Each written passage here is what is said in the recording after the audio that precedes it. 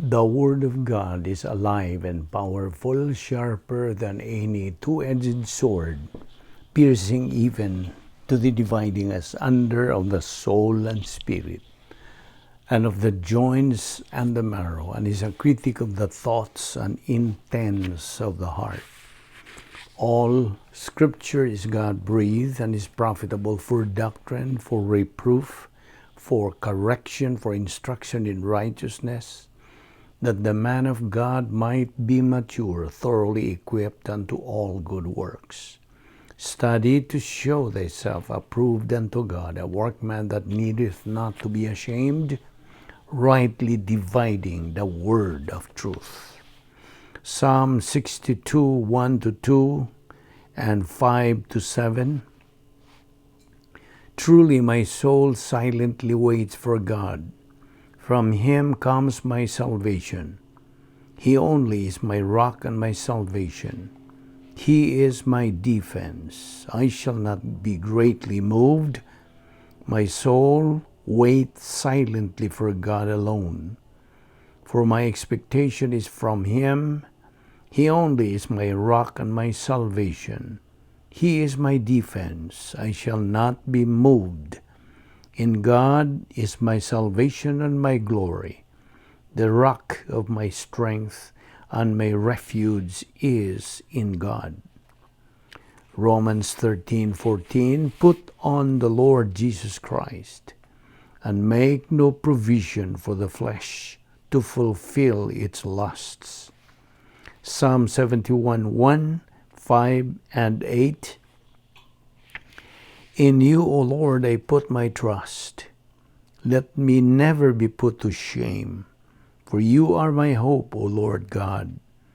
You are my trust from my mouth, or from my youth. Let my mouth be filled with your praise and with your glory all the day. Galatians 5:13, for you, brethren, have been called to liberty.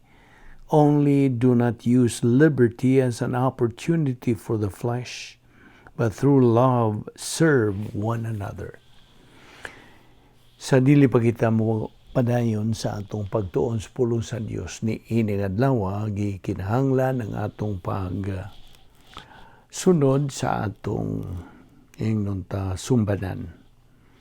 Sa dili pa kita magatuon sa pulong sa Dios, gikinahanglan nga kita mapun-an sa Espiritu Santo o anate pakigambitay sa Dios. All these things will only be possible kung atong subayon, atong tumanon ang mando sa Dios nga gikinahanglan nga atong isugid ang mga sala nga atong nabuhat ning adlaw.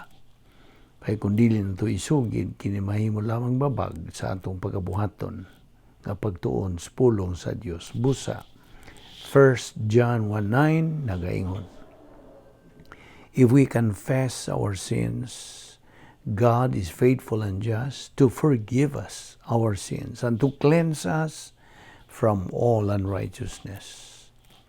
Now for you, unbeliever, ang imong buhaton, dili una ang imong pagkumpisal sa imong mga sala, kundili imong gamiton ka ng imong kabubuton aron ikaw makahimos labing manungdanong desisyon nga mabuhat nimo sa tibuok mong kinabuhi. The decision to believe in the Lord Jesus Christ as your Lord and Savior. Kay ang mga buhat, Kapitulo 16, versikulo 31, nagaingon man, tumuo ka kang Ginoong Hesus ug ikaw maluwas. Busa karon magampo ta sa hilom agi pangandam sa atong kaugalingon. Let us pray.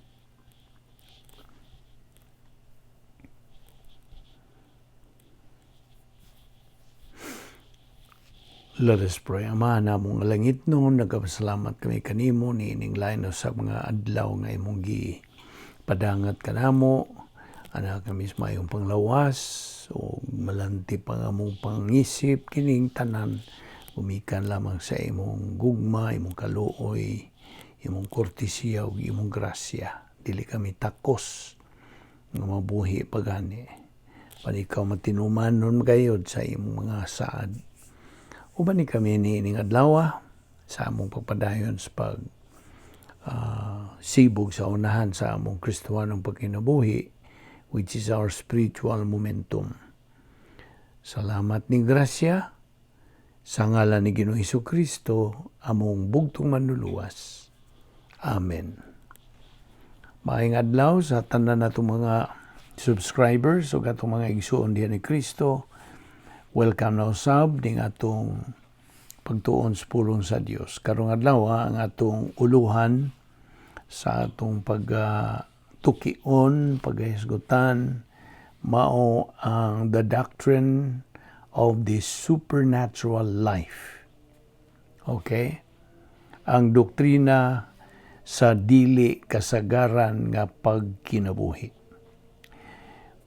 Una sa tanan, sa ato na ginaingon sa makadaghan, gabalik-balik nato kini og patinaw kanimo nga the Christian way of life is a supernatural way of life.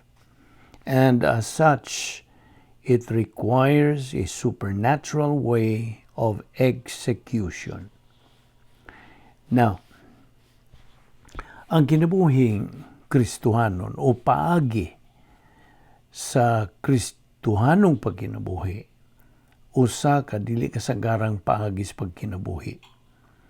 Ug tungod ni ana, kini nanginahanglan og usa-usab ka dili kasagarang paagi sa pagtuman niini. Actually, mao kanay binisaya niadtong atong una nato og padayag kanimo. Now, ang usas mga paagi sa pagtuman niini mao ang pinaagi sa pagkinabuhi sa gitawag og faith rest life. Kini ang kinabuhi sa pagtuo nga nagdala og panghulay. Nga diin una sa tanan ang magtutuo muangkon og saad sa Dios. He claims God's promises and promises. Ikaduha, iyang tutukan og maayo ang pagabuhaton sa Dios sa iyang suliran nga giatubang. Ug ang ikatulo mao ang iyang pagrelax o pagbati niya og kahayahay sa pangunahuna. Tungod kay iya namang namatud-an because of his strong faith, mikan sa lig-on niyang pagtuo nga ang Dios mao na karon ang nagakontrolar sa iyang kinabuhi. God is in control of his life. Yes, karon atong ipadayon ang pagtuki bahin niini dugukan nga hilisgutan, the Christian way of life. Now, una sa tanan, masugod sa ta sa pagtukbil sa mga butang nga may kalabutan sa atong pagka-Kristohanon. As a new Christian, ana kay maingon ta nga lag time. Nga diin sukan kang nahimong usa ka magtutuo ni Kristo hangtod sa imo nang pag-connect ngadto sa imong pastor ug sugod niya itong higayuna, nagatubo ka na spiritually, pinagi si mo pagtuon sa doktrina sa Biblia, matagadlaw. Kaya matagadlaw maning atong ginabuhat, nga pagtuon sa pulong sa Dios. Dili taphaw ang atong pagtuon, but pasabot, dili kay sa ganahan ka lang, o may ingon ta nga, wa kay laing gibuhat, nga mao nang mapugos ka sa niining pagtuon sa doktrina sa Biblia. In other words, murag last alternative na lang. Now, sa akong bahin, when I got saved, din ako niya nang giingon ta og lag time sud sa dulas usa ka tuig, una pa ko makahibaw nga diha di ay plano ang Dios sa akong kinabuhi. Now, labihan ako sa pagkaway kabangkaagan sa Biblia nga diha gani ko higala nga akong giingnan nga bay. Tungod kay luwas naman ko, dili narabagyog ko magasa. Ibawang kagun sa iyang reaksyon sa akong giingon niya. Saba diha bay. Imo man kong gipakatawa ana. Nabuang ka na ba?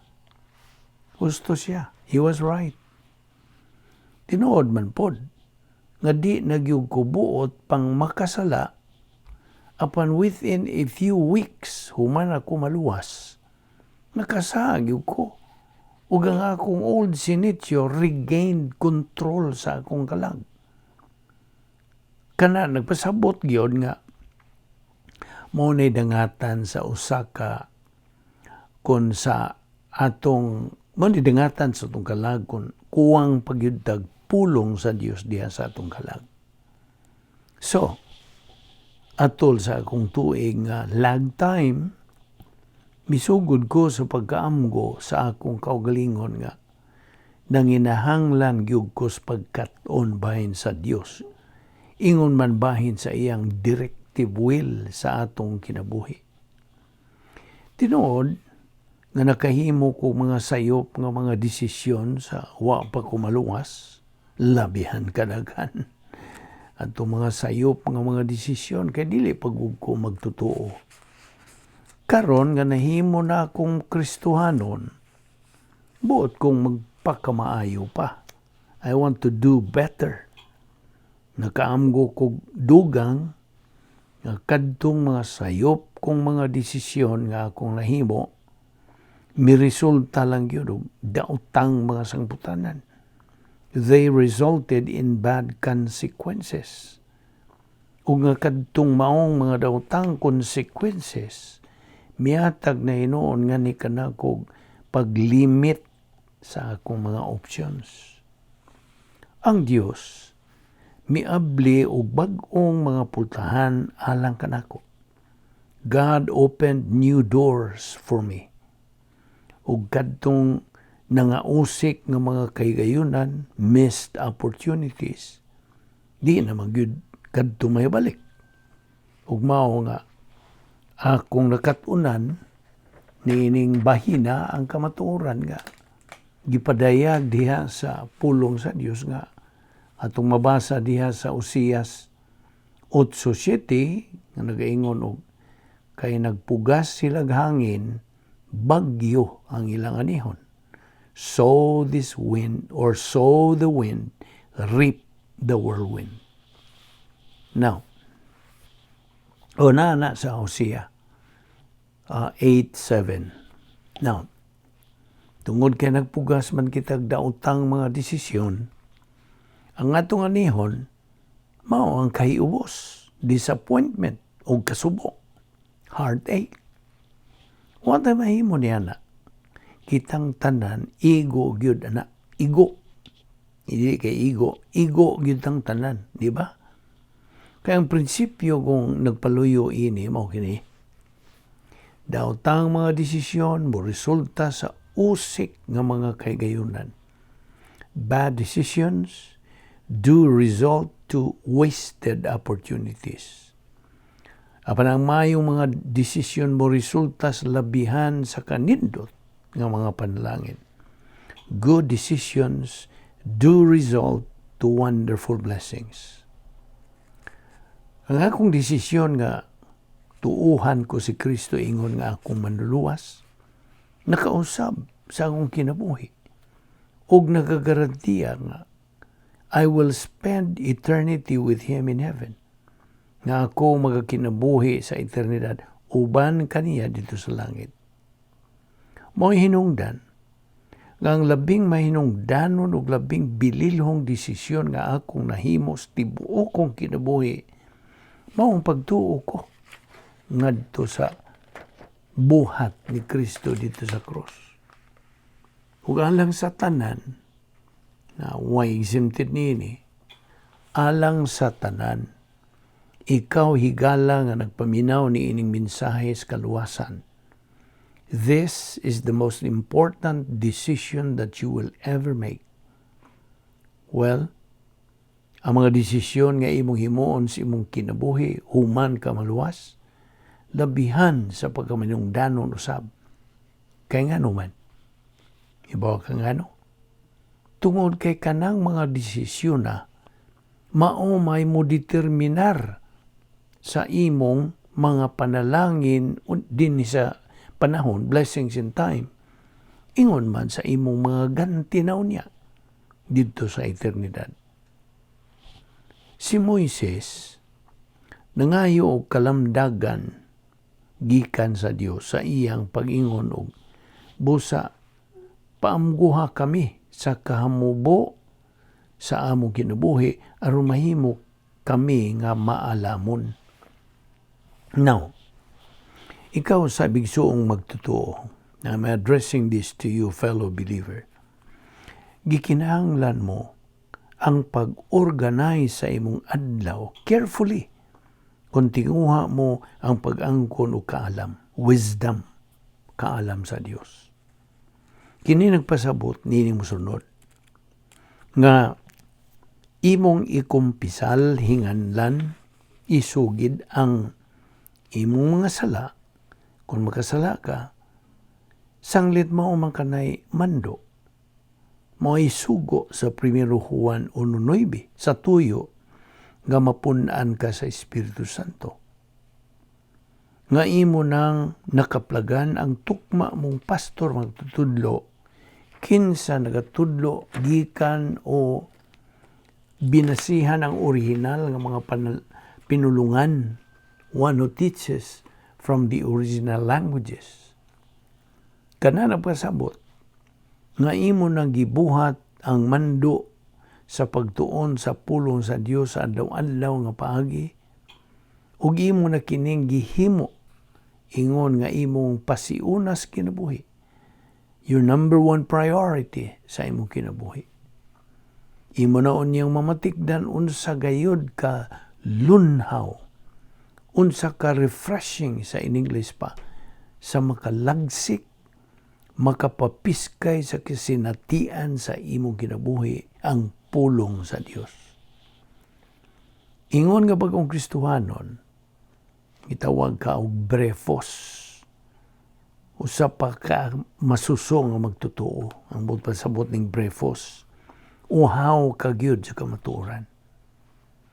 Pinagi sa pagkatimos o pagkabugos absolute sa kamatuoran sa pulong sa Dios, matagbaw ka ng imong kauhaw.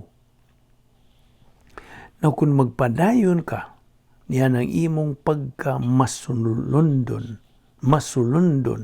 your obedience sa pagtuon sa adlaw-adlaw sa pulong sa Dios, ang imong kauhaw, your thirst, padayonon sa pagtagbaw, it is continually quenched. O kanang imong kalag, magmalinaw. Your soul is going to be at peace.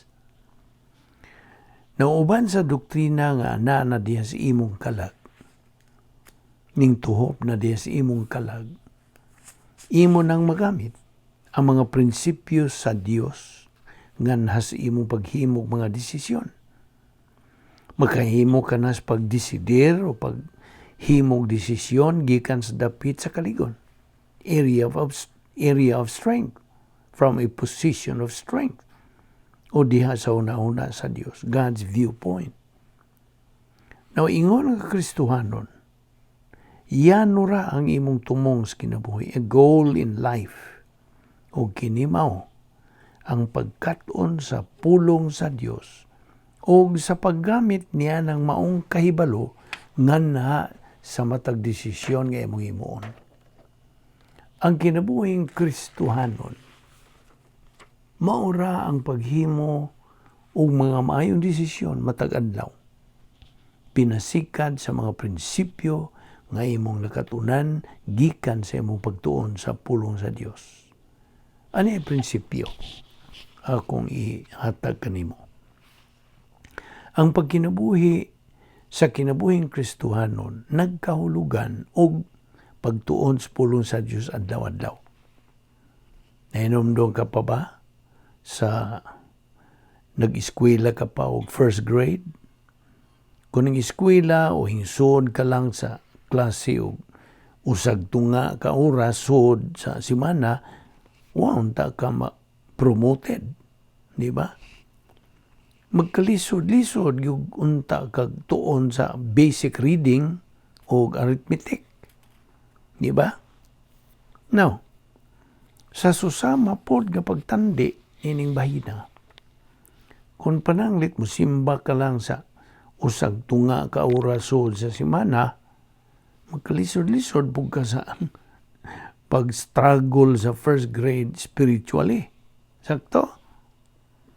So, gikinahanglan usab nimo ang sa usa og tunga ka tingkaon a meal and a half sa matag semana aron nga mamitabolize nimo ang gikinahanglang himsog o makapalig-on nga nutrients alang sa imong lawas, your physical body, sa tuyo nga makatubo o makapalihok nini sa husto to grow and function properly.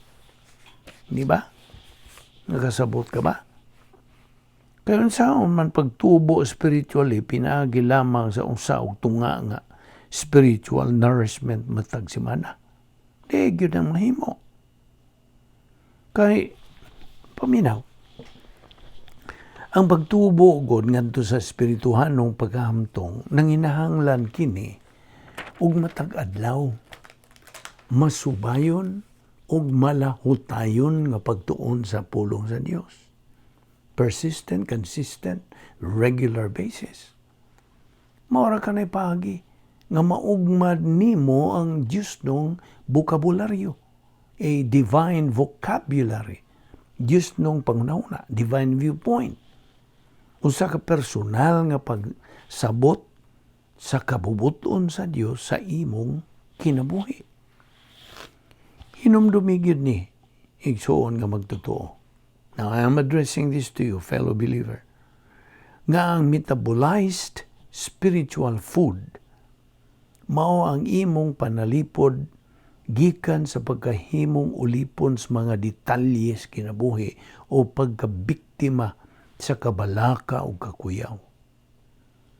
Noon sa may gisulti sa Isaias, Kapitulo 40, versikulo 31. Kung basahon, apan kadtong musalig sa Ginoo, makabaton og bag-ong kusog, manglupad sila daw agila.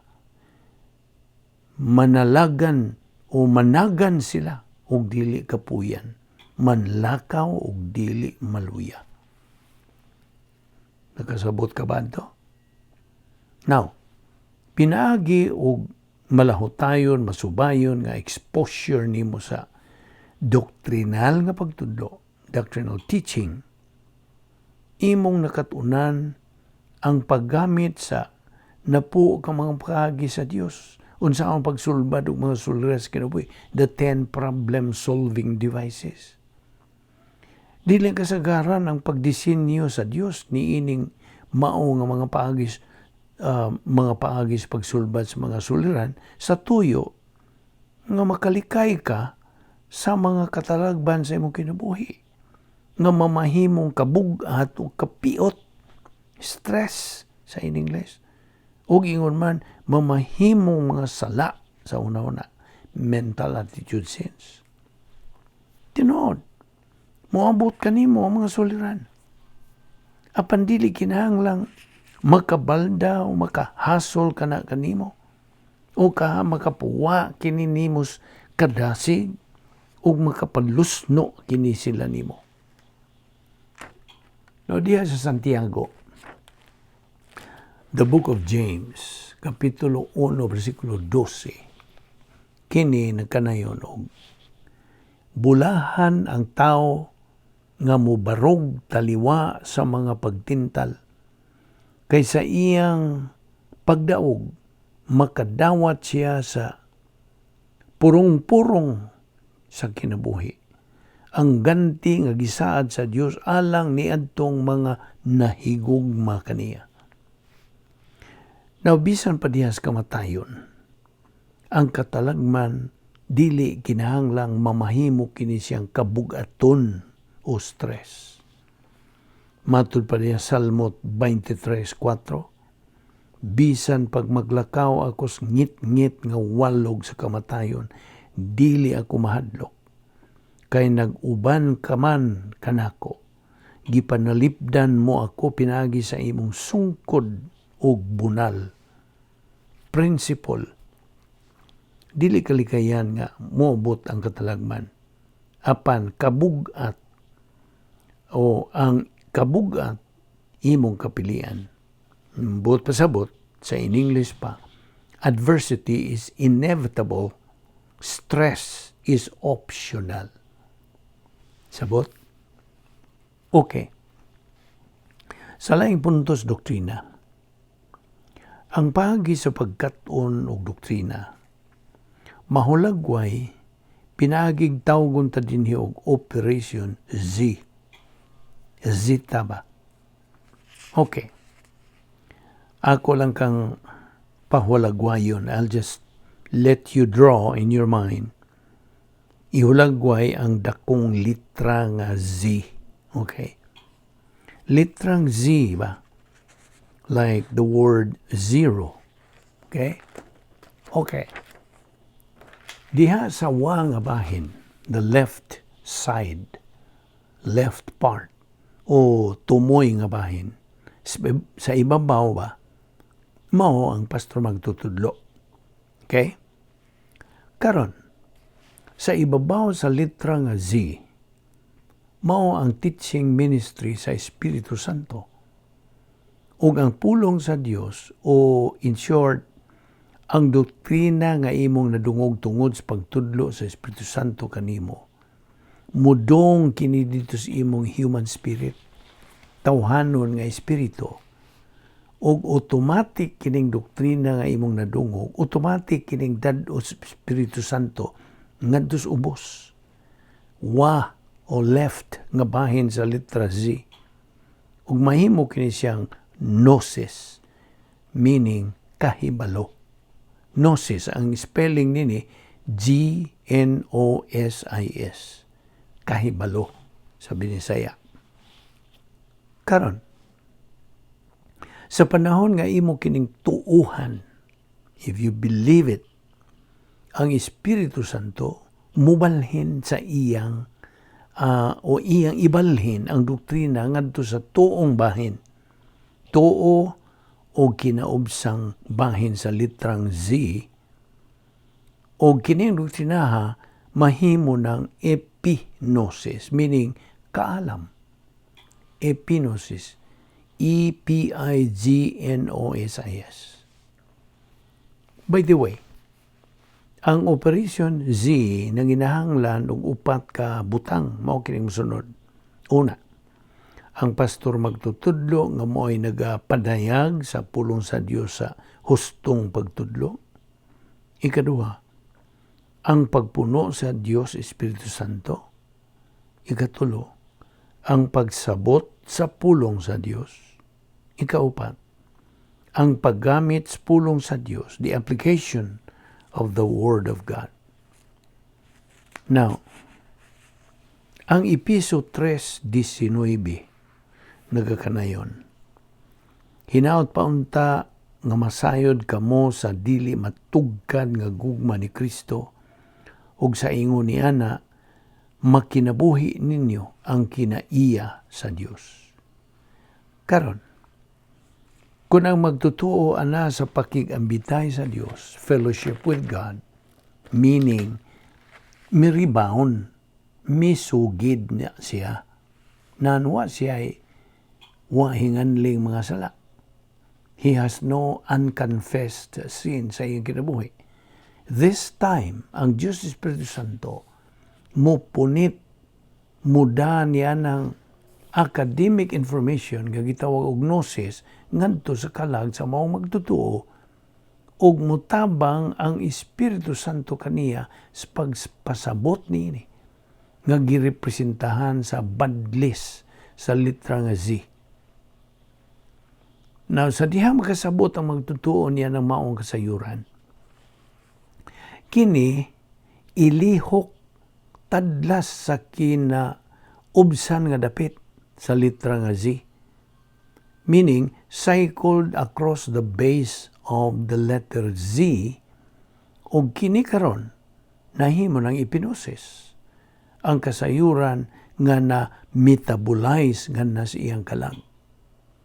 Ang ipinosis, by the way, mao ang full knowledge, bugos ng kasayuran na sabtan, gituuhan o gigamit.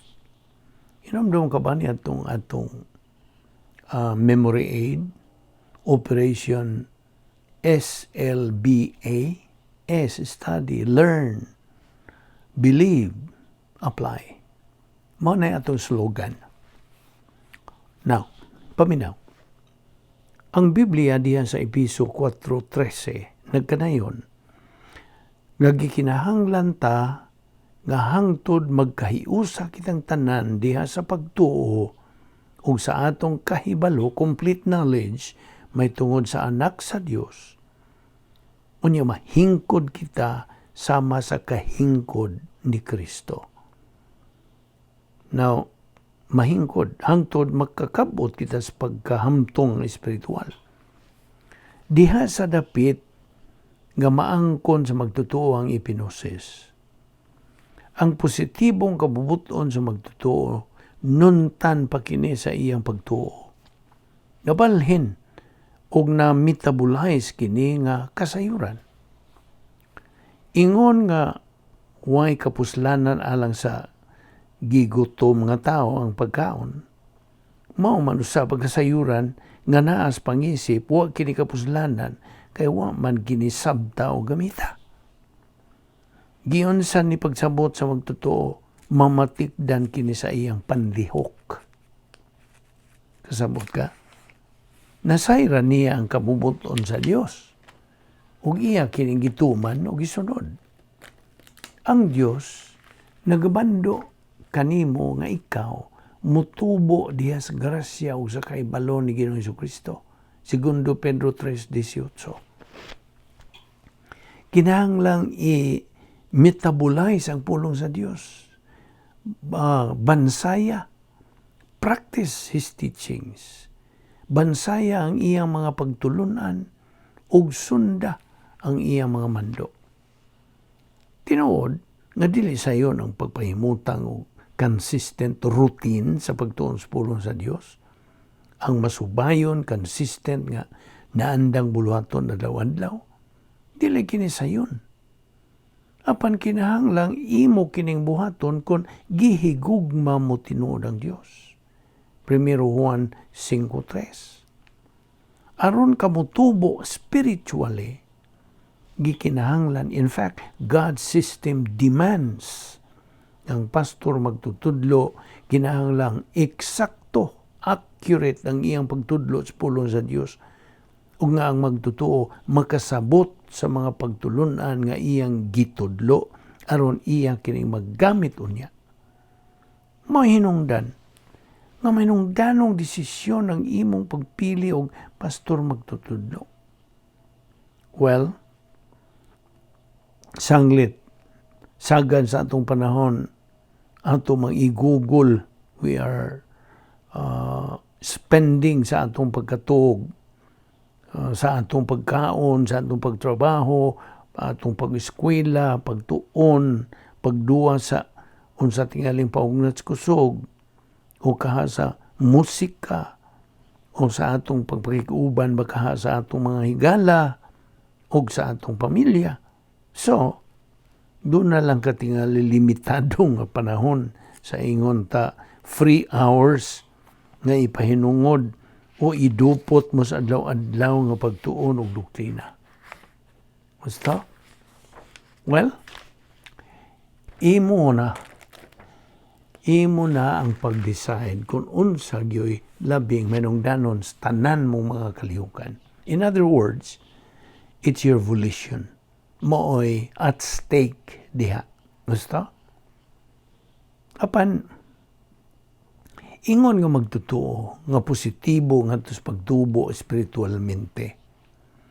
Giawhag o gisugyot diha kanimo nga ikaw mopili ka og usa ka pastor magtutudlo nga makahatag og best possible instruction alang sa imong pagtubo espirituhanon. Ang Efesios 5:17 na kanayon. Busa, ayaw ka mo pagpakabuang, paningkamuti hinoon, nga masabtan ninyo ang kabubuton sa Ginoo. Ang Grigong pulong sa unwise, dili mangialamon, mao ang pulong afron, o kini nakahulugan og to be without reason, to lack spiritual common sense.